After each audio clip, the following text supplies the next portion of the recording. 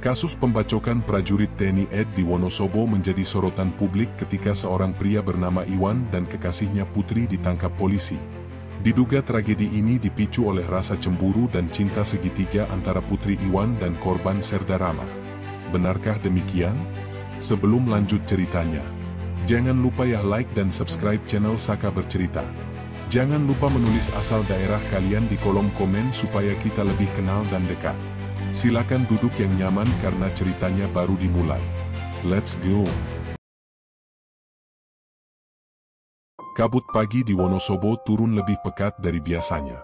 Kota kecil di dataran tinggi itu selalu identik dengan kesejukan, jalanan yang menanjak, serta warung-warung kopi yang ramai oleh obrolan ringan warga.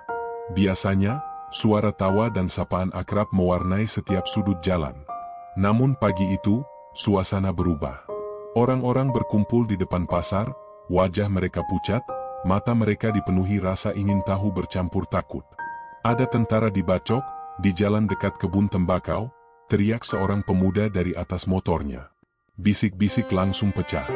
Kata-kata itu menyambar seperti petir di tengah kabut. Tentara yang dimaksud adalah Serda Rama, seorang prajurit TNI yang dikenal gagah dan ramah. Namanya bukan sekadar nama, ia adalah kebanggaan warga sekitar. Seorang anak desa yang berhasil menembus kerasnya pendidikan militer dan kini pulang dengan seragam yang membuat keluarganya berbangga. Namun pagi itu, sosok yang biasanya tegak dengan dada membusung itu justru ditemukan terkapar dengan tubuh bersimbah darah. Luka bacok di tubuhnya membuat orang-orang yang melihat langsung tak mampu menahan nyeri. Beberapa ibu menutup mulutnya, sebagian bapak menggelengkan kepala tak percaya, dan anak-anak berusaha diseret menjauh agar tidak menyaksikan pemandangan mengerikan itu. Di warung kopi dekat terminal, obrolan warga langsung berubah. Gelas-gelas berisi kopi hitam tersisa separuh, dibiarkan mendingin. Para pria duduk gelisah, wajah mereka menegang. Masak bisa ya, tentara dibacok di kampung sendiri? Siapa yang berani? Tanya salah seorang dengan nada heran. Katanya masalah asmara, loh, sahut yang lain dengan suara pelan, seakan takut kalau kabar itu terlalu keras terdengar. Kata asmara membuat suasana jadi berbeda. Warga saling pandang, seolah menimbang-nimbang kebenaran kabar itu. Di kota kecil seperti Wonosobo, kabar burung bisa berubah menjadi gosip liar hanya dalam hitungan menit. Dan pagi itu, nama Iwan serta Putri mulai disebut-sebut. Iwan adalah pemuda biasa, bekerja serabutan untuk menghidupi ibunya yang sudah tua.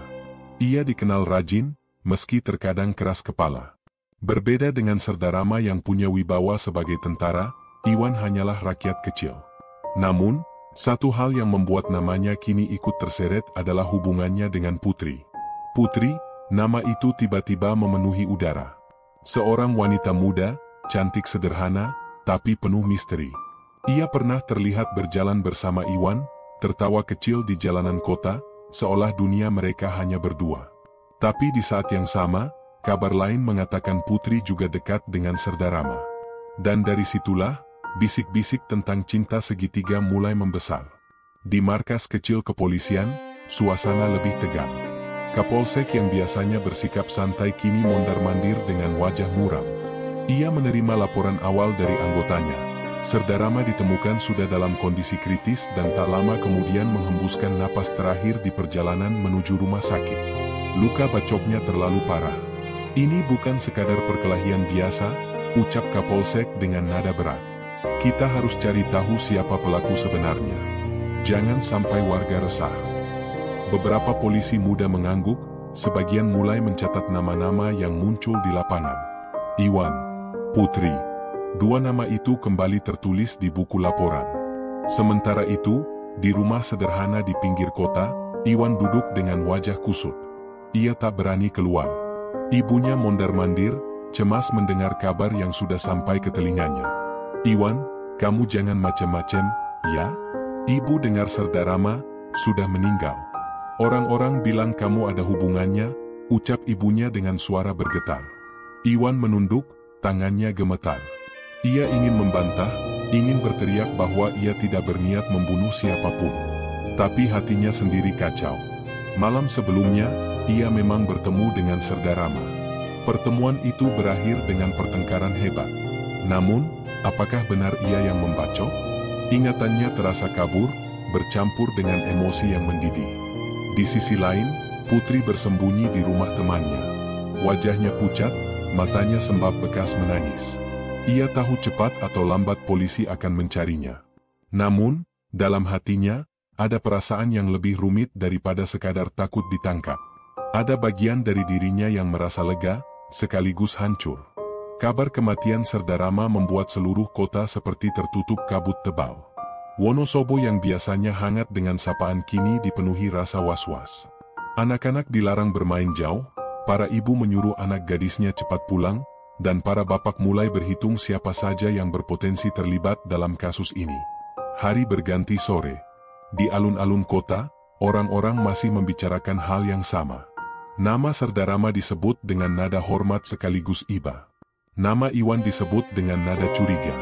Dan nama Putri selalu disebut dengan nada penuh bisik-bisik, seolah ia adalah kunci dari semua yang terjadi.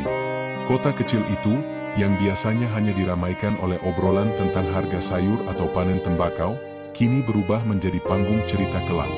Tragedi yang menimpa Serda Rama bukan hanya kematian seorang prajurit, melainkan awal dari rahasia besar yang perlahan akan terungkap. Dan di tengah semua itu, Putri duduk sendirian, menatap kosong ke arah jendela. Di balik matanya yang sembab, tersimpan rahasia yang tak seorang pun tahu. Sebuah rahasia yang akan mengguncang tidak hanya Iwan dan keluarganya, tapi juga seluruh kota. Hari-hari di Wonosobo berjalan sederhana. Kota kecil itu seperti punya denyut nadi sendiri, tenang, lambat, tapi penuh kehidupan yang tersembunyi di balik kabutnya. Di antara jalanan berliku dan pasar yang selalu ramai, ada sebuah kafe kecil yang sering menjadi tempat persinggahan anak muda. Dari luar, kafe itu tak lebih dari bangunan sederhana dengan dinding kayu dan aroma kopi yang menyeruak sampai ke trotoar. Disitulah, pada suatu sore, Iwan untuk pertama kalinya bertemu dengan Putri. Iwan datang hanya untuk melepas penat setelah seharian bekerja. Tangannya masih berbau oli karena pagi hingga siang ia mengotak-atik motor di bengkel kecil tempatnya mencari nafkah. Ia bukan orang yang terbiasa nongkrong di kafe, apalagi dengan suasana anak muda yang sering ramai bercanda. Tapi hari itu, ia merasa ingin sekadar duduk dan menyeruput kopi. Saat ia masuk, matanya langsung tertumbuk pada seorang perempuan yang duduk di pojok, dekat jendela.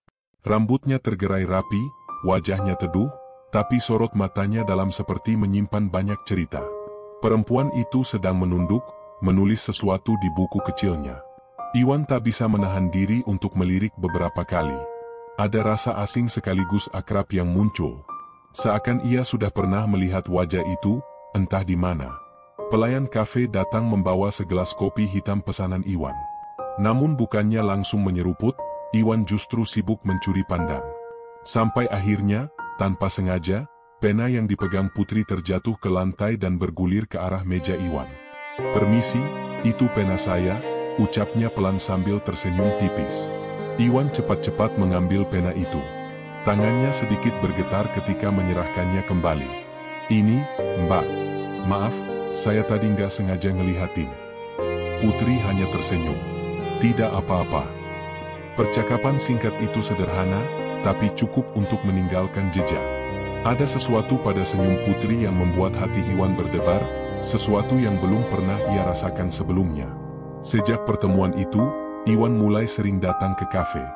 Bukan semata karena kopi atau suasana, melainkan karena ia ingin melihat Putri lagi.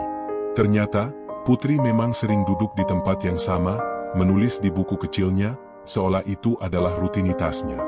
Hari demi hari, obrolan mereka mulai lebih panjang. Dari sekadar basa-basi soal hujan yang turun terlalu sering di Wonosobo, hingga cerita tentang pekerjaan masing-masing. Putri ternyata bekerja di sebuah toko pakaian di pusat kota. Ia bercerita bagaimana ia sering bosan, tapi menulis di buku kecilnya membuatnya merasa lebih hidup. "Menulis itu kayak tempat saya nyimpen rahasia. Kalau nggak ditulis, rasanya kayak penuh di kepala," kata Putri suatu sore. Iwan hanya mengangguk, meski dalam hati ia merasa kagum. Ia jarang bertemu orang yang bisa bercerita dengan jujur seperti itu. Namun, di balik senyum Putri, ada bayangan yang tidak pernah benar-benar hilang. Wajahnya sering terlihat sendu, meski ia berusaha menutupinya dengan tawa kecil. Iwan belum tahu, tapi di balik mata teduh itu, ada luka lama yang ia simpan rapat-rapat.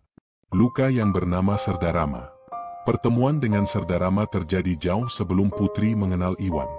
Saat itu, Putri masih bekerja di sebuah warung makan dekat markas TNI. Serdarama yang kala itu baru pulang dinas sering mampir, sekadar makan siang atau minum teh hangat. Tubuh tegapnya, sikap tegasnya, dan seragam hijau yang melekat membuat banyak orang segan, termasuk Putri. Awalnya, perhatian Serdarama sederhana, memuji masakan, bertanya kabar, bahkan sesekali membantu Putri menutup warung ketika sudah larut malam. Dari situlah kedekatan mereka terbentuk. Putri yang polos merasa dihargai, merasa ada sosok yang melindungi. Namun, hubungan itu tak berjalan lurus. Ada sisi lain dari Serdarama yang keras, penuh ambisi, dan sulit ditebak. Kadang ia manis, tapi di saat lain, ia membuat Putri menangis tanpa sebab. Ada janji yang pernah ia ucapkan, janji untuk menikahi Putri setelah ia naik pangkat, namun janji itu tidak pernah benar-benar terwujud. Putri belajar satu hal dari hubungannya dengan Serdarama, cinta bisa menjadi luka. Luka yang tidak sembuh meski waktu berlalu. Ketika Putri mulai dekat dengan Iwan, ia seperti menemukan cahaya baru. Iwan berbeda. Ia tidak punya seragam, tidak punya pangkat, tidak punya harta. Tapi ada ketulusan yang ia rasakan.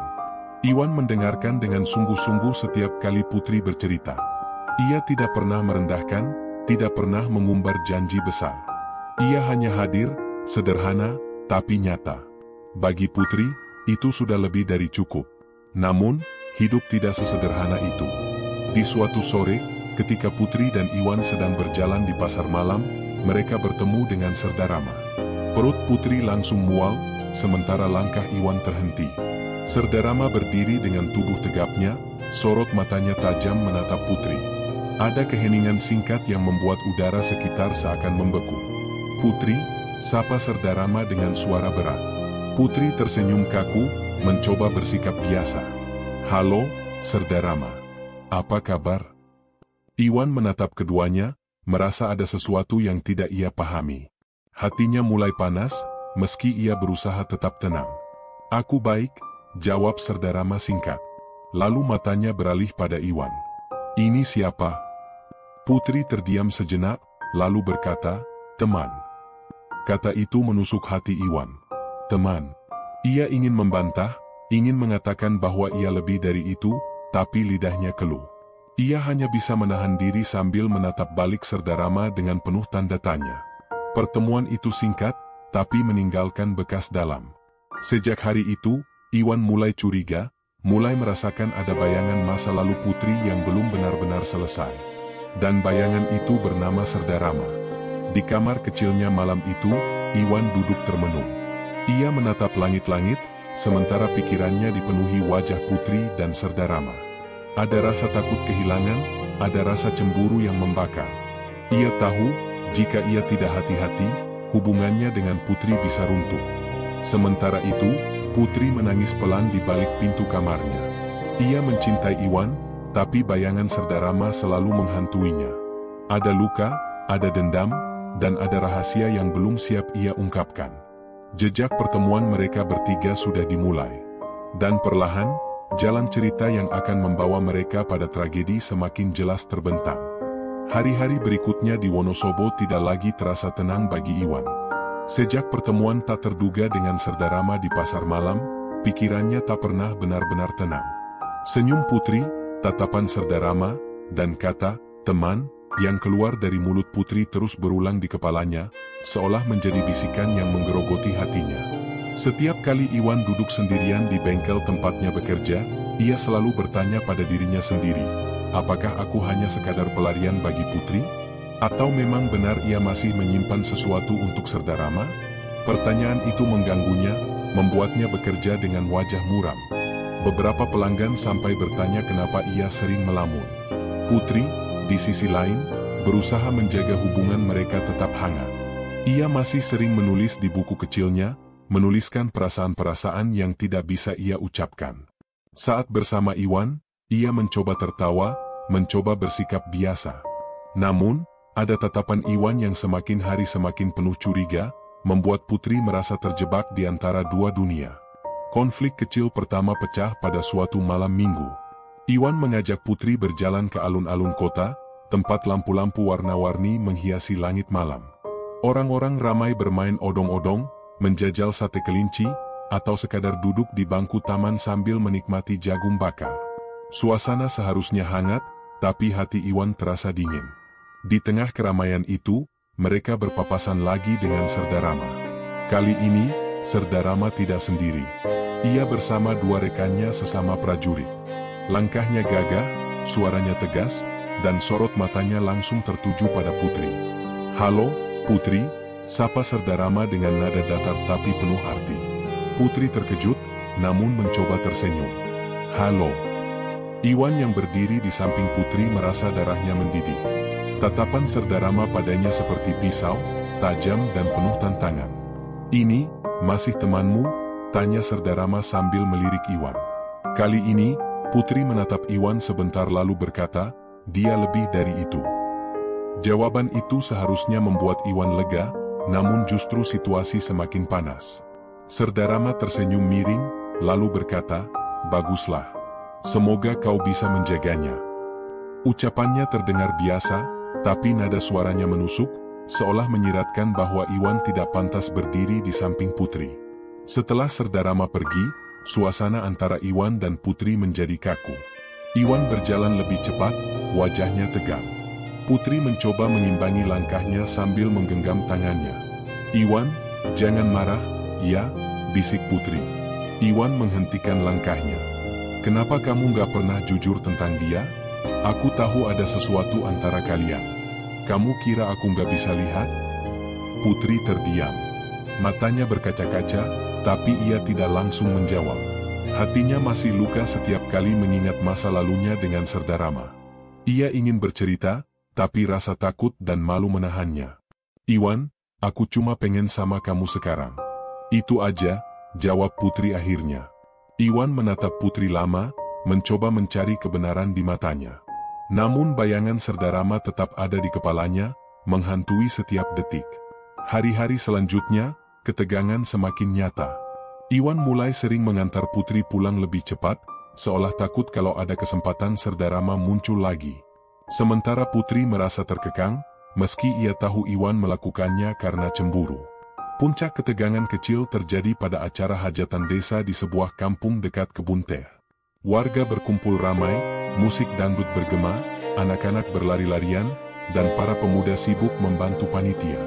Putri datang bersama Iwan, mengenakan kebaya sederhana berwarna biru muda. Semua mata tertuju padanya karena kecantikannya yang natural. Dan di sanalah, Serda Rama juga hadir.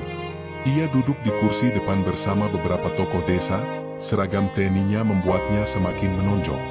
Warga menyambutnya dengan hormat, sebagian bahkan menyebut-nyebut namanya dengan kagum. Tatapan Iwan dan Serda Rama kembali beradu.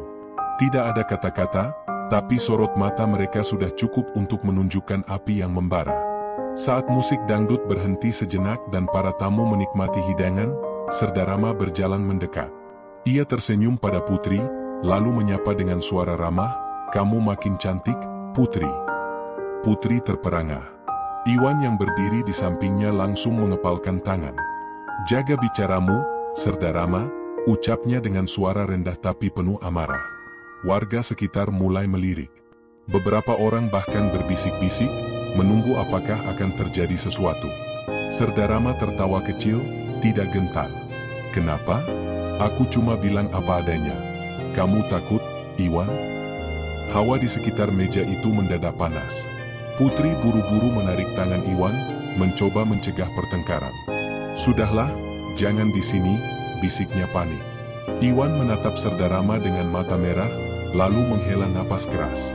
Ia memilih pergi, tapi di dalam dadanya, api cemburu sudah menyala lebih besar. Malam itu, di rumahnya, Iwan meluapkan emosi. Ia menendang kursi kayu hingga terjatuh, membuat ibunya terkejut. "Iwan, kamu kenapa?" teriak ibunya. Iwan tidak menjawab. Ia hanya duduk di lantai, menutupi wajahnya dengan kedua tangan. Air mata marah bercampur kecewa menetes tanpa bisa ia tahan. Aku nggak mau kehilangan Putri, Bu. Tapi kenapa selalu ada dia? Kenapa Serda Rama nggak pernah pergi dari hidupnya? Bisiknya lirih. Ibunya hanya bisa mengusap bahunya, berusaha menenangkan. Namun, di hatinya ia juga khawatir. Ia tahu api kecil ini bisa berubah menjadi kebakaran besar jika tidak segera padam. Sementara itu, Putri sendiri menangis di kamar kosnya. Ia merasa terhimpit di antara dua lelaki. Ia mencintai Iwan, tapi masa lalunya dengan Serda Rama terus menghantui. Setiap kali melihat tatapan penuh cemburu Iwan, ia merasa bersalah. Namun setiap kali mengingat janji kosong Serda Rama, hatinya kembali terbakar oleh luka lama. Di atas meja, buku kecilnya terbuka. Ia menulis dengan tangan gemetar. Cinta itu seharusnya membuatku bahagia. Tapi kenapa aku justru merasa terkunci? Aku mencintai Iwan, tapi bayangan Serda Rama selalu mengikuti. Aku ingin bebas, tapi apa aku mampu? Tulisan itu berhenti dengan noda tinta yang melebar, karena air mata menetes di atasnya. Malam itu, langit Wonosobo dipenuhi bintang.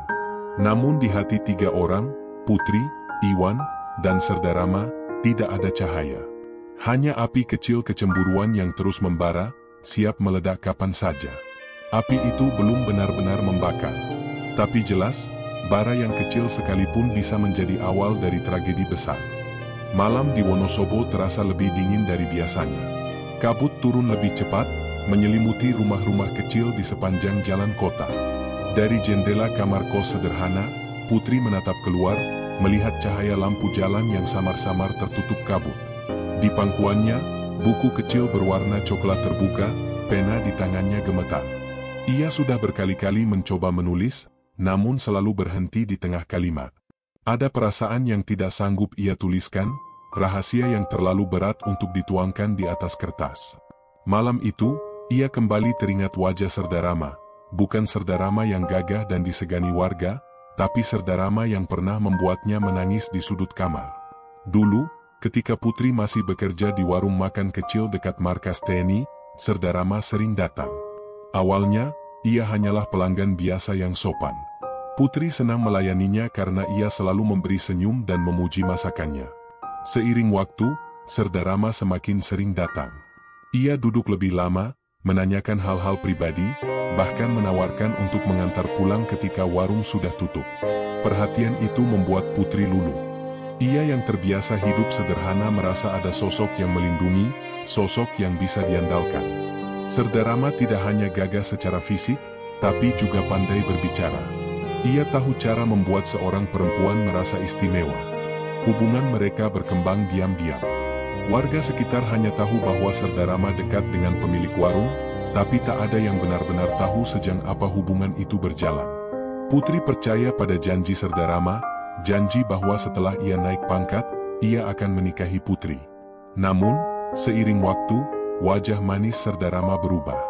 Ia mulai jarang datang, mulai sibuk dengan dinas, dan ketika datang, ia lebih sering marah tanpa alasan jelas. Ada malam ketika Putri menunggu berjam-jam di warung, hanya untuk mendengar kabar bahwa Serda Rama keluar bersama perempuan lain. Hatinya hancur. Tapi ia masih bertahan, berharap janji itu bukan sekadar kata-kata kosong. Hingga suatu malam, pertengkaran hebat pecah. Putri menanyakan kepastian hubungan mereka, dan Serda Rama, dengan wajah dingin, berkata, "Jangan terlalu berharap banyak, Putri. Hidupku penuh risiko. Aku nggak janji bisa selalu sama kamu." Kalimat itu menusuk lebih dalam daripada pisau. Malam itu, Putri menangis hingga suaranya habis. Dan sejak saat itu, bayangan Serda Rama bukan lagi sosok pelindung, melainkan luka yang membekas. Kini, setiap kali Iwan menatapnya dengan tatapan penuh cinta, Putri merasa bersalah.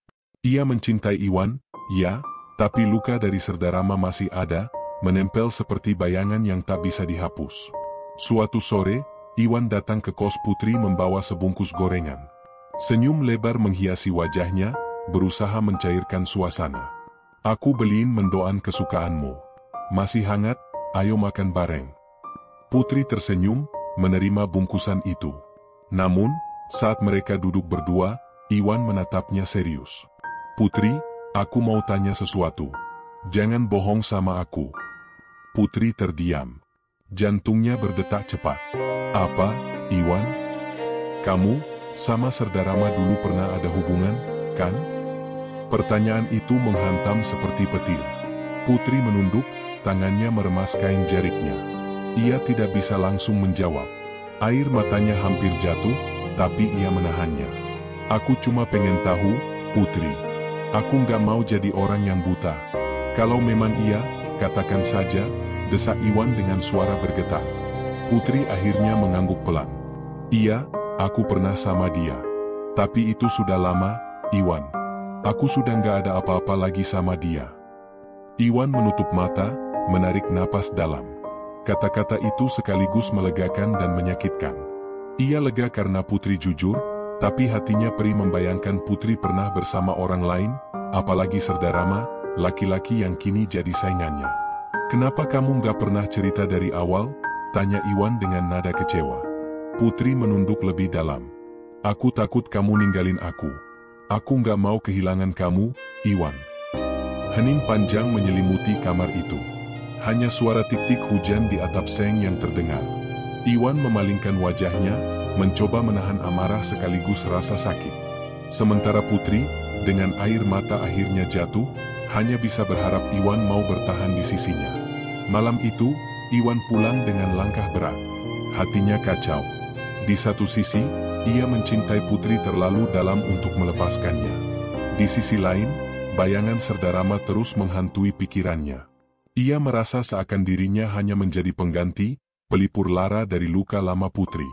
Di warung kopi keesokan harinya, teman-temannya mulai membicarakan hal yang sama. Kamu hati-hati, Wan.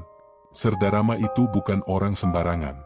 Kalau dia masih ada rasa sama Putri, kamu bisa repot, ujar seorang teman. Iwan hanya diam, tapi dalam hatinya api kembali menyala.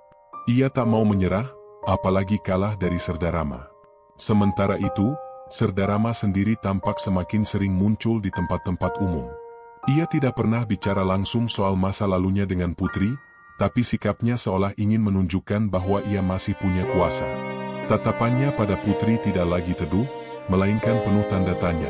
Apakah ia benar-benar sudah hilang dari hatinya? Putri merasa terkepung. Ia terjebak antara masa lalu yang belum selesai dan masa depan yang ingin ia bangun bersama Iwan. Setiap kali ia menulis di buku kecilnya, kalimat yang muncul selalu sama. Aku ingin bebas dari bayangan ini. Tapi bayangan itu terus mengikuti. Apa aku bisa benar-benar melepaskan diri dari Serdarama? Dan di balik tulisan itu, ada niat yang perlahan tumbuh. Niat yang tidak hanya sekadar ingin melupakan, tapi juga membalas luka yang pernah ia terima.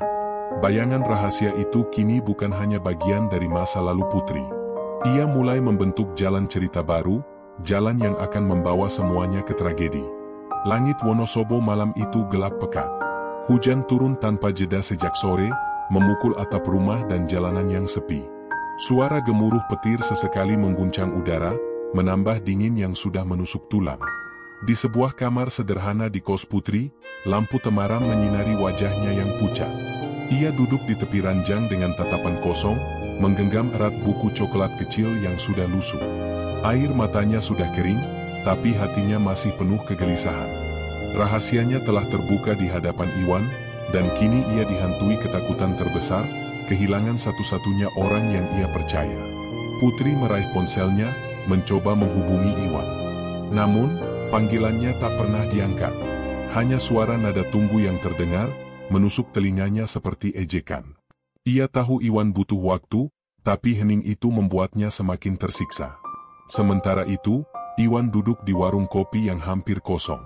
Uap dari cangkir hitam pekat mengepul di depannya, tapi ia tak menyentuhnya. Tatapannya kosong ke arah jalan yang basah oleh hujan. Di kepalanya, kata-kata Putri terus bergema. Iya, aku pernah sama dia. Tapi itu sudah lama, Iwan. Iwan menutup mata, menggenggam kepalanya sendiri. Sakit sekali rasanya.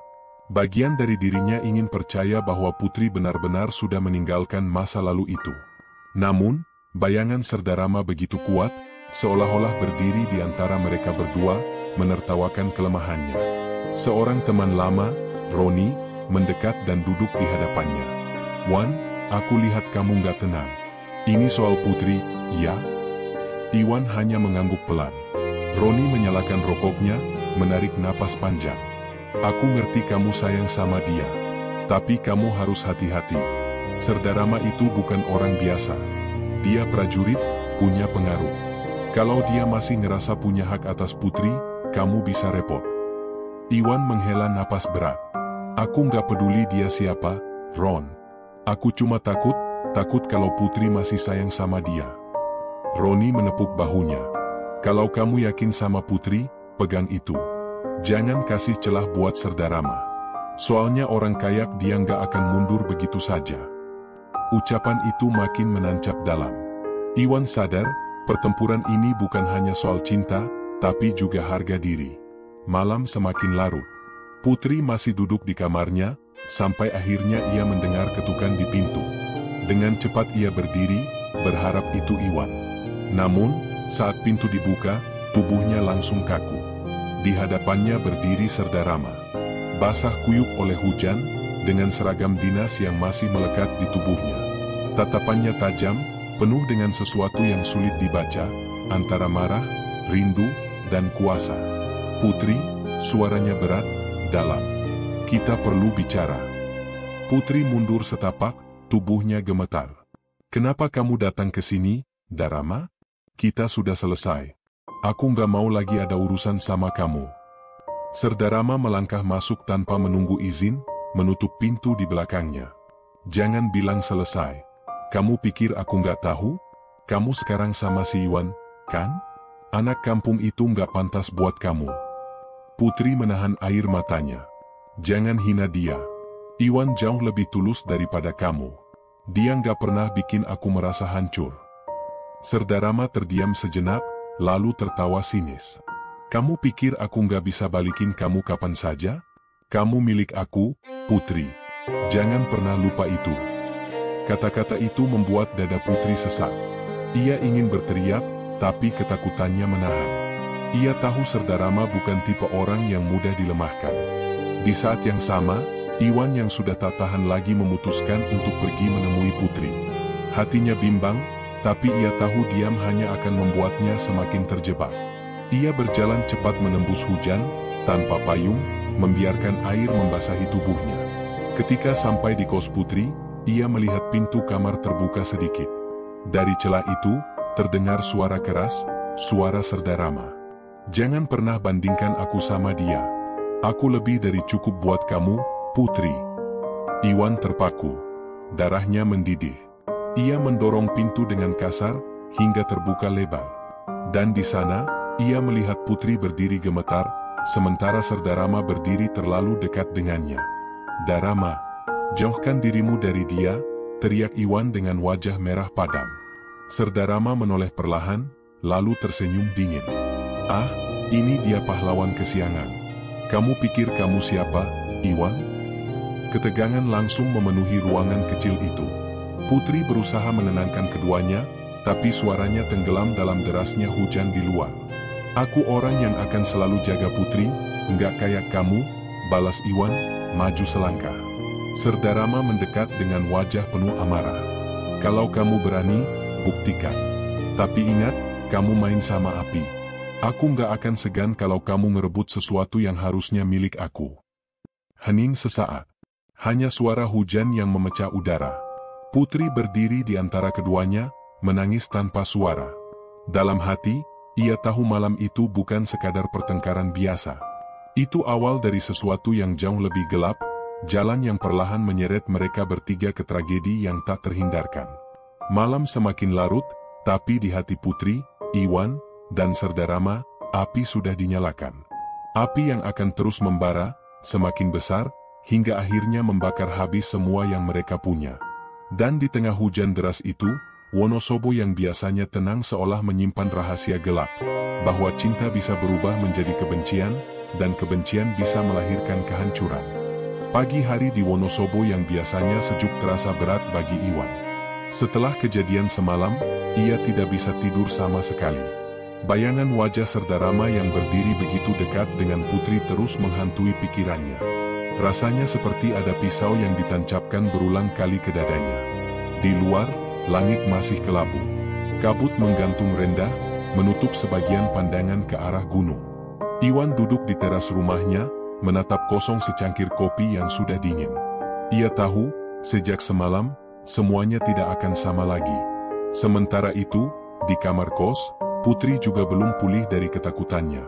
Tubuhnya masih lemas, matanya sembab akibat menangis semalaman. Ia menatap cermin kecil di meja rias, melihat pantulan wajahnya yang kusut. "Kenapa semua ini harus terjadi?" bisiknya dalam hati. "Kenapa masa lalu harus kembali menghantui saat aku baru ingin melangkah ke depan?" Ponselnya berdering. Nama Iwan muncul di layar. Dengan ragu, ia mengangkat. "Iwan," suaranya lirih. "Put, aku pengen ketemu kamu. Kita nggak bisa diam kayak gini. Aku harus tahu apa yang sebenarnya kamu rasain." Putri menggigit bibirnya, menahan isap. "Baik, Wan. Sore ini aku ke alun-alun. Kita ketemu di sana." Sore hari, mereka bertemu di bawah pohon beringin besar di alun-alun Wonosobo. Tempat itu biasanya ramai dengan anak-anak bermain dan penjual kaki lima, tapi sore itu hujan rintik membuat suasana lebih sepi. Iwan menatap Putri dengan mata yang merah kelelahan. "Putri, aku nggak bisa bohong. Aku cemburu. Aku benci bayangin kamu pernah sama dia. Dan semalam, aku hampir nggak tahan lihat dia ada di kamarmu." Putri menunduk. "Aku ngerti, Wan. Aku salah nggak jujur dari awal. Tapi percayalah, aku nggak punya perasaan lagi buat Serdarama. Aku cuma sama kamu sekarang." Iwan menarik napas panjang, mencoba meredam emosi. Ia ingin percaya, tapi kata-kata Serdarama semalam masih terngiang, "Kamu milik aku, Putri. Jangan pernah lupa itu. Kalau dia nggak berhenti ganggu kamu, apa kamu berani lawan dia?" tanya Iwan dengan nada tegas. Putri menatapnya dengan mata berkaca-kaca. "Aku takut, Wan. Dia prajurit. Dia punya kuasa. Aku tahu dia bisa lakukan apa saja. Tapi aku nggak mau kembali ke dia. Aku cuma mau sama kamu." Iwan menggenggam tangan Putri erat-erat. "Kalau begitu, aku akan lawan dia. Apapun risikonya." Beberapa hari berikutnya, kabar tentang ketegangan antara Iwan dan Serdarama mulai menyebar di antara warga. Orang-orang mulai berbisik, memperingatkan Iwan agar berhati-hati. Ada yang berkata bahwa melawan seorang prajurit bisa berbahaya, ada pula yang mendukungnya karena mereka tahu betapa tulusnya Iwan pada Putri. Namun, Serdarama tampak semakin berani. Ia tidak menyembunyikan ketidaksukaannya pada Iwan. Di warung kopi, di pasar, bahkan di jalan, tatapannya selalu menantang. Suatu malam, Iwan dipanggil keluar oleh beberapa orang teman yang tampak panik. "Wan, hati-hati. Serdarama lagi cari kamu. Katanya dia nggak terima kamu merebut Putri dari dia." Iwan mengepalkan tangan. "Kalau dia mau ketemu, aku siap." Tak lama, Serdarama muncul. Tubuh tegapnya terlihat menakutkan dalam seragam santai yang ia kenakan. Ia berdiri di depan Iwan, tatapannya dingin. "Iwan, kamu berani sekali ngelawan aku. Kamu pikir kamu siapa?" Suaranya menggelegar. Iwan maju selangkah. "Aku bukan siapa-siapa, Darama. Tapi aku cinta Putri. Aku nggak akan biarin kamu sakitin dia lagi." Serdarama tertawa sinis, lalu wajahnya berubah muram. "Kamu nggak ngerti, Wan. Putri itu bukan cuma soal cinta buat aku. Dia bagian dari harga diriku. Dan aku nggak akan biarin anak kampung kayak kamu merusaknya." Ketegangan makin memuncak. Orang-orang mulai mengelilingi mereka, tapi tak berani mendekat terlalu dekat. Mereka tahu, pertengkaran ini bisa berujung pada sesuatu yang lebih berbahaya. Putri, yang mendengar kabar itu, berlari menembus kerumunan. Dengan napas terengah, ia berdiri di antara mereka. "Cukup, jangan bikin semuanya tambah buruk. Aku bukan barang yang bisa diperebutkan," teriaknya sambil menangis. Iwan dan Serdarama sama-sama terdiam, tapi tatapan mereka tetap saling menusuk. Malam itu berakhir tanpa perkelahian, namun jelas bahwa bara sudah menyala. Iwan merasa harga dirinya dipertaruhkan. Serdarama merasa kuasanya direnggut. Dan Putri, terjebak di antara dua laki-laki yang sama-sama keras kepala, merasa dunianya runtuh sedikit demi sedikit. Di kamar, Putri kembali menulis di buku coklat kecilnya. Cinta ini berubah jadi api. Aku takut api ini akan membakar kita semua. Tapi aku juga merasa, di balik semua ini, aku punya luka yang belum terbalas. Luka yang hanya bisa sembuh kalau aku mengambil sesuatu dari Serdarama, sesuatu yang setimpal. Tulisan itu adalah awal dari perubahan besar dalam dirinya. Dari seorang perempuan yang ketakutan, menjadi seseorang yang mulai memikirkan balas dendam. Di luar sana, hujan kembali turun, membasahi tanah Wonosobo. Namun, bagi hati ketiganya, hujan tak lagi menyejukkan. Yang ada hanyalah bara yang membara, siap berubah menjadi api besar yang tak bisa dipadamkan. Malam di Wonosobo terasa menyesakkan. Jalan-jalan lengang, hanya suara motor sesekali yang melintas. Di sebuah kamar kos yang mulai terasa seperti penjara, Putri duduk bersandar di dinding, memeluk lututnya. Matanya sembab, napasnya pendek-pendek, seakan dunia semakin mengecil menekannya. Ia baru saja selesai menutup buku coklat kecil yang sejak lama menjadi tempatnya mencurahkan rahasia. Tapi kini, halaman-halaman itu bukan lagi sekadar tempat menulis perasaan. Di dalamnya ada pengakuan, ada luka, dan ada kebencian yang perlahan ia biarkan tumbuh. Serdarama sudah menghancurkan aku. Tapi aku juga berhak menghancurkannya. Kalimat itu tergores dengan tinta hitam pekat di salah satu halaman. Putri menatapnya lama, lalu menutup buku itu rapat-rapat. Beberapa hari terakhir, suasana makin panas. Iwan dan Serdarama terus bertemu dengan tatapan penuh amarah. Warga Wonosobo mulai berbisik, seolah menanti kapan bara itu berubah jadi api besar. Iwan merasa waktunya hampir habis.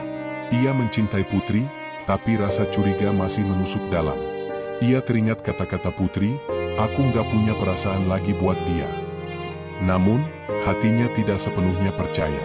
Sore itu, ketika hujan rintik kembali turun, Iwan memberanikan diri menemui Putri. Ia masuk ke kamar kos itu dengan wajah tegas. Putri, aku pengen jujur. Aku nggak kuat kalau terus begini. Aku harus tahu semuanya. Kamu masih nyimpen sesuatu dariku, kan? Putri terdiam, jantungnya berdegup kencang. Apa maksudmu, Wan? Iwan menatap matanya dalam. Kamu sama Serdarama, itu cuma hubungan biasa, atau ada sesuatu yang lebih? Pertanyaan itu membuat darah Putri berdesir. Ia ingin berbohong, ingin menenangkan Iwan dengan jawaban yang manis. Tapi air matanya jatuh lebih dulu. Aku pernah benar-benar cinta sama dia, Wan. Aku pernah percaya kalau dia bakal nikahin aku. Aku udah taruh semua harapanku sama dia. Kata-kata itu menghantam Iwan seperti pukulan keras. Tubuhnya kaku, wajahnya pucat. Ia mundur selangkah, menatap Putri dengan mata tak percaya. Jadi aku ini cuma pelarian, Putri? Cuma obat dari luka kamu? Suaranya serak, hampir pecah. Putri berlari mendekat, menggenggam tangannya. Bukan begitu, Wan. Aku memang pernah sayang sama dia, tapi itu dulu. Aku belajar dari luka itu, dan aku nggak mau lagi. Aku sama kamu bukan karena pelarian, tapi karena aku benar-benar cinta. Namun, luka di hati Iwan sudah terlanjur menganga. Ia melepaskan genggaman Putri dengan kasar. Kamu tahu nggak rasanya jadi pengganti? Kamu tahu nggak sakitnya? Putri menangis sejadi-jadinya, namun Iwan hanya berdiri dengan tubuh gemetar, lalu berbalik meninggalkan kamar itu. Di luar, angin malam menusuk. Iwan berjalan tanpa arah, pikirannya kacau. Ia tidak sadar, dari kejauhan, Serdarama memperhatikannya. Dengan senyum sinis, Serdarama melangkah mendekat. Lihat, aku sudah bilang, Wan.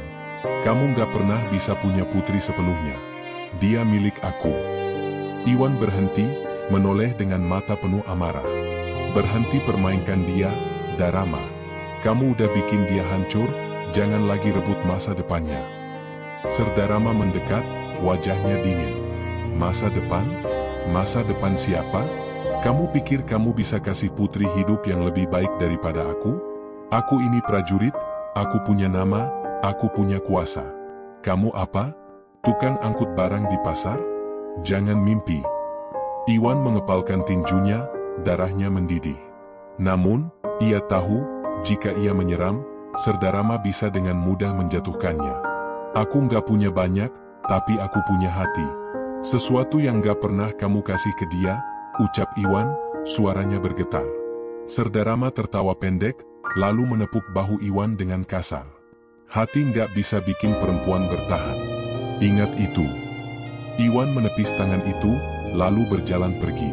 Tapi kata-kata Serdarama tetap menancap, menambah bara di dadanya. Di kamar, Putri terbaring dengan wajah basah air mata. Ia merasa semua sudah runtuh. Namun, saat membuka kembali buku coklatnya, ia membaca kalimat yang ditulisnya semalam. Kalau aku nggak bisa bahagia, maka mereka juga nggak boleh bahagia. Putri menutup buku itu dengan tangan gemetar. Ada sesuatu dalam dirinya yang berubah. Ia bukan lagi hanya korban dari masa lalu. Ia mulai merasa, untuk sekali saja, ia ingin memegang kendali. Malam itu, di langit Wonosobo, hujan deras kembali mengguyur. Dan di hati ketiga orang itu, luka yang selama ini terpendam kini benar-benar terkuak. Iwan merasa dirinya bukan siapa-siapa. Putri merasa dirinya terjebak di antara cinta dan dendam. Serdarama merasa dirinya masih memiliki kuasa.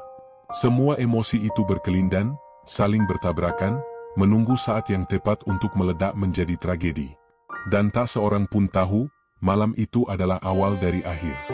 Hujan deras mengguyur Wonosobo malam itu, seolah langit ikut menangis. Jalanan sepi, hanya suara air yang jatuh menghantam genteng dan aspal. Di sebuah gudang tua di pinggiran kota, lampu redup berkelip, nyaris padam. Tempat itu sudah lama kosong, namun malam ini menjadi saksi pertemuan tiga jiwa yang saling terikat oleh cinta, luka, dan kebencian. Iwan berjalan menembus hujan dengan jaket lusuh yang sudah basah kuyup. Matanya merah, wajahnya penuh amarah. Sejak percakapan terakhir dengan Putri, hatinya terasa koyak. Ia tidak bisa lagi menahan bara yang membakar. Pesan singkat yang diterimanya sore tadi hanya membuatnya semakin gelisah. Datanglah ke gudang dekat pasar lama. Kita selesaikan semuanya malam ini.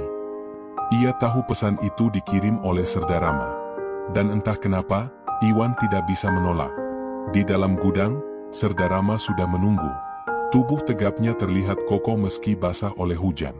Tatapannya dingin, senyumnya tipis namun mengerikan. Ia memegang sebilah parang kecil, bukan untuk langsung digunakan, tapi cukup untuk menunjukkan ancaman. Kamu datang juga, Wan, ucapnya tenang, seakan semua ini hanya permainan. Iwan mengepalkan tinjunya. Aku nggak mau main-main lagi, Darama. Aku datang untuk satu hal, biarin Putri hidup tenang tanpa kamu. Serdarama tertawa, suaranya bergema di dalam gudang kosong itu. Putri? Hidup tenang? Kamu pikir dia bisa tenang sama kamu? Dia itu luka, Wan. Luka yang aku tinggalkan. Dan luka itu nggak akan pernah hilang. Cukup. Iwan berteriak, maju mendekat. Kalau kamu masih punya hati, kamu lepaskan dia. Jangan jadi pengecut yang terus menghantui hidupnya. Tatapan Serdarama berubah gelap. Kamu terlalu banyak bicara. Saat ketegangan memuncak, langkah kaki terdengar menembus hujan. Putri masuk dengan payung yang tergeletak di luar. Tubuhnya gemetar, wajahnya pucat. Ia menatap kedua laki-laki itu dengan air mata yang tak terbendung. Berhenti. Kalian mau sampai kapan begini? Aku bukan barang yang bisa kalian rebutkan. Namun, suaranya justru menambah panas suasana. Iwan menoleh ke arahnya, penuh kepedihan. Putri, katakan di depan dia. Katakan kalau kamu sudah nggak mau lagi sama dia. Putri terisak, menatap Serdarama yang berdiri dengan parang di tangan. Ingatan tentang masa lalu kembali menghantam, luka-luka lama kembali terbuka. Darama, aku pernah cinta sama kamu. Aku pernah percaya sama janji-janji kosongmu. Tapi semua itu sudah mati. Aku nggak mau lagi jadi milikmu. Serdarama terdiam, wajahnya menegam. Kata-kata itu bagai belati menusuk egonya. Ia melangkah maju, mendekati Putri. Kamu berani bicara begitu di depan aku? Putri mundur, air matanya deras. Iya, aku berani. Karena aku lebih baik mati daripada kembali ke kamu. Saat itulah semuanya pecah. Serdarama yang kehilangan kendali mengangkat parangnya, matanya merah penuh amarah. Iwan yang melihatnya langsung melompat ke depan, menghadang tubuh Serdarama. Benturan keras terjadi, tubuh mereka saling mendorong di lantai licin. Parang itu terayun, hampir mengenai Iwan. Kerumunan bayangan, suara hujan, dan teriakan bercampur jadi satu. "Berhenti, Darama!" Iwan berteriak, mencoba merebut senjata itu. Namun Serdarama jauh lebih kuat. Dengan satu hentakan, ia mendorong Iwan hingga terjatuh ke lantai. Parang itu berkilat di bawah cahaya lampu redup, lalu menebas udara. "Ah!" teriakan Iwan pecah saat lengannya terluka. Darah segar langsung mengalir, membuat lantai semakin licin. Putri menjerit histeris, berlari ke arah Iwan. "Iwan, Tuhan, jangan!" Tapi Serdarama tidak berhenti. Amarahnya buta, tangannya terangkat lagi. Kali ini, Iwan melawan dengan sisa tenaga. Ia meraih sebuah batang besi tua di sampingnya, mengangkatnya untuk menahan serangan. Tubuhnya gemetar, darah mengalir deras dari lengannya. "Kalau aku harus mati malam ini, aku mati demi Putri," teriaknya dengan suara serak. Benturan logam dan besi menggema. Pertarungan berubah liar, penuh teriakan dan dentuman. Putri berlari ke sudut, matanya liar mencari sesuatu. Ia melihat sebuah batu besar, lalu dengan tangan gemetar, ia meraihnya. "Cukup!" teriak Putri sekuat tenaga. Dengan seluruh keberanian yang tersisa, ia menghantamkan batu itu ke punggung Serdarama. Tubuh tegap itu terhuyung ke depan, parangnya terlepas dan berdering jatuh ke lantai. Iwan langsung merebutnya, namun ia tidak segera menggunakannya. Tangannya gemetar, matanya penuh kebencian sekaligus keraguan. Serdarama menoleh dengan wajah marah bercampur kaget. "Kamu berani, Putri? Kamu?" Belum sempat ia melanjutkan, Putri menjerit, "Aku nggak akan biarin kamu sakitin aku lagi, Darama." Dan pada detik itu, takdir berubah. Dalam kekacauan, parang itu menebas, darah muncrat, teriakan memenuhi udara. Hening. Hujan masih deras di luar, tapi di dalam gudang hanya ada tubuh yang terkulai, napas yang tersengal, dan tangisan yang pecah tanpa henti. Putri terduduk, tangannya berlumuran darah. Iwan, dengan tubuh penuh luka, menatapnya tak percaya. Mereka sama-sama tahu, malam itu, mereka telah melewati batas yang tak bisa kembali. Serdarama terbaring di lantai, matanya terbuka lebar menatap langit-langit. Tatapannya kosong, penuh amarah yang tak terselesaikan. Malam itu, cinta segitiga yang penuh luka akhirnya mencapai ujungnya. Namun, bukannya membawa kelegaan, justru membuka pintu menuju kehancuran yang lebih besar. Putri gemetar, berbisik pada dirinya sendiri. "Kalau ini harga dari cintaku, apakah aku siap menanggungnya?" Dan Iwan, dengan darah di tangannya, hanya bisa menatap kosong ke depan, menyadari bahwa jalan mereka tidak akan pernah kembali sama. Hujan masih turun deras malam itu, menyapu jalanan Wonosobo dengan tirai kelam. Di dalam gudang tua yang remang, bau darah bercampur dengan karat dan debu, menusuk hingga ke rongga dada. Tubuh Serdarama tergeletak tanpa daya, tatapannya kosong menatap langit-langit yang retak. Wajahnya masih menyimpan sisa amarah, seakan roh yang belum rela pergi. Putri terduduk di samping tubuh itu, tubuhnya gemetar hebat. Tangannya yang berlumuran darah tak bisa ia lepaskan dari penglihatan. Air matanya jatuh deras, bercampur dengan keringat dan sisa hujan yang masih menetes dari rambutnya. Apa yang sudah aku lakukan?" bisiknya lirih, hampir tak terdengar. Sementara itu, Iwan masih terengah, mencoba menahan pendarahan dari lengannya yang robek parah. Wajahnya pucat, pandangannya kabur, namun ia berusaha tetap sadar. Tatapannya tertuju pada Putri, wanita yang ia cintai, wanita yang malam ini menyeretnya pada garis tipis antara hidup dan mati. "Putri," suaranya serak. "Kita harus pergi. Polisi, mereka pasti akan tahu." Namun Putri menggeleng keras. "Tidak, Wan, tidak bisa begitu. Darama, dia sudah mati. Ini salahku, semua salahku." Iwan meraih tangannya dengan sisa tenaga. "Kalau kamu bilang begitu, habis sudah hidup kita. Dengarkan aku, kita harus pikir cepat. Kalau tidak, besok pagi semua orang akan tahu." Di luar, suara sirene samar-samar terdengar di kejauhan. Entah benar ke arah mana, tapi cukup untuk membuat jantung Putri berdegup panik. Ia menatap wajah Iwan yang pucat, lalu pada tubuh Serdarama yang kaku. Seolah dunia menutup mereka dalam jebakan tanpa jalan keluar. "Wan, kalau polisi tahu, mereka akan menuduh kita pembunuh," bisik Putri, suaranya pecah. Iwan menarik napas berat, rasa sakit dari lukanya semakin menusuk. "Kita memang sudah jadi pembunuh, Putri." Kalimat itu menghantam Putri seperti palu. Ia menjerit pelan, menutup wajahnya dengan kedua tangan. Air matanya tak bisa berhenti.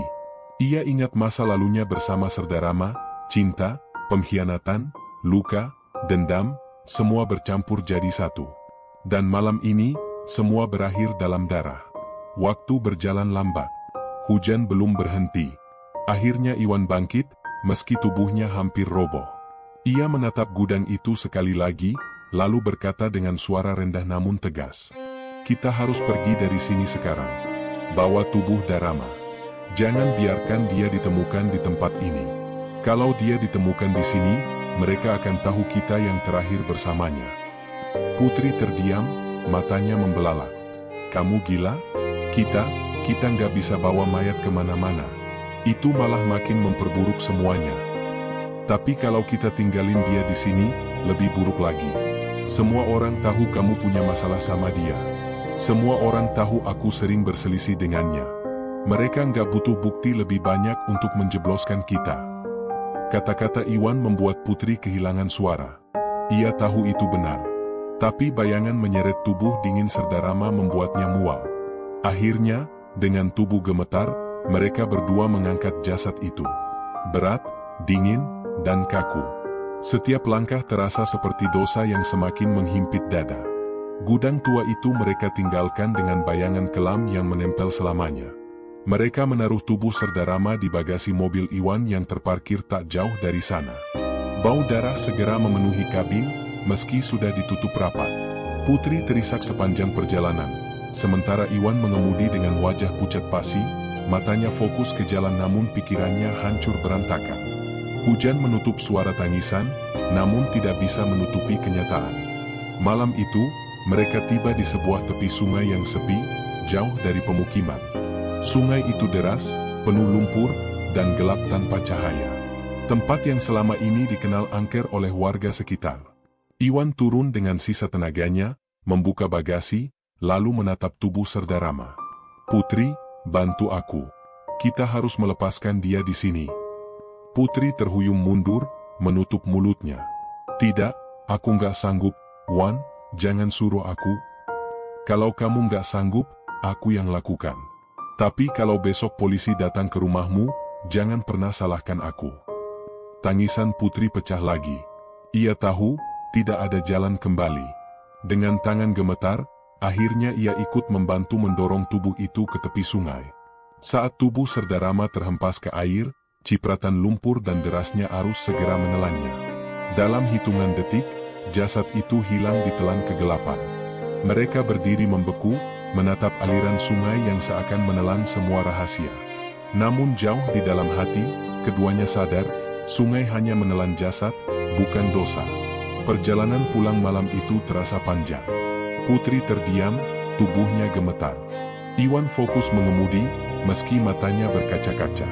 Setiap detik, rasa bersalah menghantui. Setiap kilatan lampu jalan membuat mereka merasa sedang diawasi. Setibanya di rumah, Putri langsung terkunci di kamarnya, menangis hingga tak sadar waktu. Iwan duduk di ruang tamu rumah kontrakannya, menatap lengannya yang diperban seadanya. Sakit fisik terasa tak seberapa dibanding beban batin yang menindihnya. "Malam ini kita sudah jadi orang lain, bukan lagi Putri dan Iwan yang dulu," gumamnya lirih. Namun dunia luar tidak berhenti. Keesokan paginya, kabar mengejutkan mulai beredar, Serdarama dilaporkan hilang. Rekan-rekan TNI-nya mulai mencari. Polisi ikut turun tangan. Jalanan dipenuhi rumor, ada yang bilang dia diculik, ada yang bilang kabur, bahkan ada yang menyebutnya tewas. Putri membaca berita itu dengan tangan gemetar. Iwan mencoba menenangkan, namun matanya sendiri penuh ketakutan. Mereka berdua sadar, cepat atau lambat, kebenaran akan terungkap. Dan ketika itu tiba, Apakah cinta masih bisa menyelamatkan mereka? Pagi itu, Wonosobo diselimuti kabut tipis. Jalanan masih basah sisa hujan semalam. Di setiap sudut kota, desas-desus tentang hilangnya Serdarama semakin meluas. Dari warung kopi hingga kantor polisi, semua orang membicarakannya. Ada yang yakin ia kabur membawa masalah, ada pula yang percaya ada konspirasi di balik kepergiannya. Di dalam rumah kontrakan sederhana, Putri duduk termenung di kursi rotan. Matanya sembab, wajahnya pucat, bibirnya pecah-pecah. Sejak malam berdarah itu, ia tidak bisa tidur nyenyak. Bayangan Serdarama yang jatuh ke sungai, suara deras air menelan tubuhnya, terus menghantuinya. Sementara Iwan berusaha menutupi luka di lengannya dengan perban yang semakin basah oleh darah. Ia sengaja tidak pergi ke dokter, takut dicurigai. Namun rasa sakitnya semakin parah, membuat setiap gerakannya terasa seperti tusukan pisau. "Kamu gak bisa terus begini, Wan," Putri akhirnya bicara dengan suara lirih. "Lukamu makin parah. Kalau kamu pingsan atau mati karena infeksi, apa gunanya semua yang kita lakukan?" Iwan menatapnya dengan mata merah. "Kalau aku pergi berobat, kita habis. Mereka pasti curiga. Polisi pasti bakal nanya kenapa aku luka parah kayak gini." Putri menunduk, menahan tangis. "Aku nggak sanggup lagi, Wan, setiap malam aku mimpi buruk. Aku lihat Darama berdiri di tepi ranjang, menatap aku dengan mata penuh darah." Iwan meraih tangannya, meski dengan tenaga lemah. "Kita harus kuat, Putri. Kita udah terlalu jauh. Kalau kita goyah sekarang, semua yang kita korbankan jadi sia-sia." Hari-hari berikutnya berjalan bagai neraka. Polisi mulai mengetuk pintu rumah-rumah, menanyai tetangga, mencari jejak Serdarama. Rekan-rekan TNI bahkan ikut menyisir daerah sekitar sungai. Suatu sore, terdengar kabar bahwa seorang nelayan menemukan potongan pakaian yang diyakini milik Serdarama tersangkut di akar bambu di tepi sungai. Warga geger. Polisi memperluas pencarian, memasang garis kuning, dan memanggil tim penyelam. Putri yang mendengar kabar itu langsung lemas. Tubuhnya hampir roboh, kalau saja Iwan tidak menopangnya. "Wan, mereka akan menemukannya. Cepat atau lambat, mereka akan tahu kebenarannya." Iwan menatapnya lama, lalu berkata dengan suara pelan, hampir seperti gumaman. "Kalau begitu, kita harus siap dengan jalan terakhir." Malam itu, mereka duduk berdua di ruang tamu dengan lampu redup. Hening panjang hanya diisi suara detak jam dinding. Putri menatap Iwan, mencari jawaban di matanya. "Jalan terakhir?" tanyanya dengan suara bergetar. Iwan menghela napas panjang, menahan rasa sakit dari lukanya. "Kalau mereka sudah tahu, nggak ada tempat lagi buat kita. Aku nggak akan biarin kamu masuk penjara, Putri. Aku juga nggak mau hidupku habis di balik jeruji. Lebih baik kita tentuin akhir kita sendiri."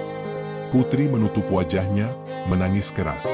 "Aku nggak mau mati, Wan, tapi aku juga nggak sanggup hidup dengan dosa ini." Iwan memegang bahunya dengan tegas. "Kalau begitu, kita pergi bersama. Dunia ini sudah terlalu sempit buat kita. Cinta kita, biar berakhir di sini, di jalan terakhir." Keesokan malam, mereka mengendarai mobil menuju jurang di daerah perbukitan Wonosobo. Tempat itu sunyi, hanya terdengar suara jangkrik dan desir angin malam. Bulan menggantung pucat di langit, menerangi jalan berliku yang seakan membawa mereka menuju takdir. Putri menatap keluar jendela, matanya kosong. "Dulu aku mimpi hidup sederhana sama kamu, Wan. Punya rumah kecil, anak-anak yang ceria, dan hidup damai. Tapi lihat kita sekarang." Iwan menggenggam setir erat-erat, air mata jatuh tanpa bisa ditahan. "Aku juga pernah mimpi yang sama, Putri. Tapi hidup nggak pernah kasih kita kesempatan." Mereka berhenti di tepi jurang. Mobil diparkir, mesin masih menyala. Angin dingin menusuk, membawa aroma tanah basah dan daun pinus. Iwan menoleh pada Putri. "Ini kesempatan terakhir. Kalau kamu masih mau hidup, aku nggak akan paksa. Kamu bisa keluar sekarang, lari, dan coba jalani hidup baru." Putri menatapnya lama, lalu menggeleng.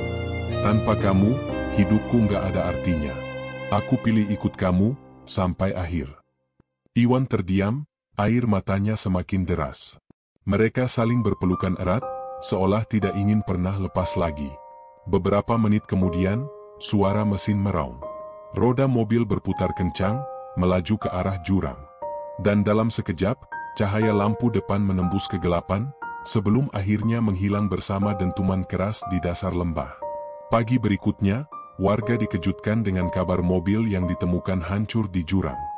2 tubuh di dalamnya remuk, nyaris tak bisa dikenali. Polisi segera mengaitkan kejadian itu dengan hilangnya Serdar Rama. Desas-desus semakin liar, ada yang bilang mereka bunuh diri karena rasa bersalah, ada pula yang percaya ada kekuatan misterius yang menyeret mereka ke jurang. Namun bagi sebagian orang yang tahu sedikit kisah cinta segitiga ini, semuanya jelas, cinta, cemburu, dan dendam telah membawa mereka pada jalan terakhir. Di tepian sungai yang sepi, arus air terus mengalir, seolah tidak peduli pada rahasia besar yang pernah ditelannya. Dunia tetap berjalan, namun bayang-bayang tragedi itu akan selalu menghantui Wonosobo. Dan cinta yang pernah begitu indah, kini abadi dalam darah, air mata, dan jurang yang menelan segalanya.